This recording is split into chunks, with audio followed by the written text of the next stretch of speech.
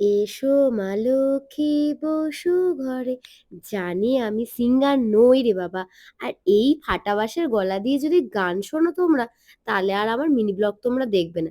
দিনটা ছিল লক্ষ্মী পুজোর দিন। আর লক্ষ্মী পুজো মানেই তো ব্যস্ততার দিন। সকাল থেকেই শুরু হয়ে গেছে মায়ের ভোগের ব্যবস্থা।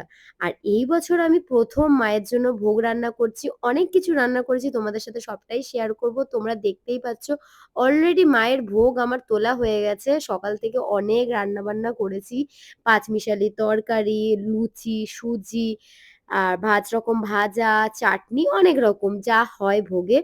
আর সব কিন্তু আমি একা করিনি। আমার শাশুড়ি মাও আমাকে অনেকটা সাহায্য করেছে। আর এই ১ম আমি মায়ের ভোগ রান্না করেছি। বিয়ের পর থেকে পুজোর দায়িত্বটা আমিই নিই। কিন্তু এবার পুজোর সাথে, সাথে আমি ভোগের দায়িত্বটাও নিয়েছি। আমি খুব ভালো আলপনা দিতে পারি না। তবে যেইটুকুনি পারি সেইটুকুনি ভালো করেই দেওয়ার চেষ্টা করেছি। আর আমাদের ঠাকুরমশাই কিন্তু খুব টাইম টু টাইম যা টাইম দিয়েছে সেই টাইমেই চলে এসছে।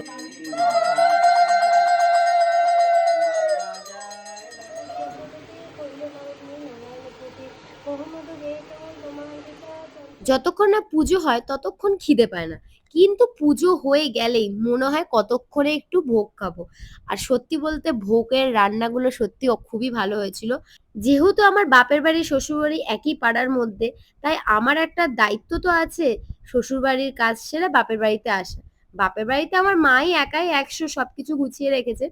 কিন্তু আমি বাপের বাড়িতেও পুজো দেখতে আসি। আর বাড়িতে পুজো একটু বন্ধু-বান্ধব আসবে না তা তো হয় না। আর আমার বন্ধু-বান্ধবের লিস্টে তো এরা থাকবে না, এটা হয়ই না।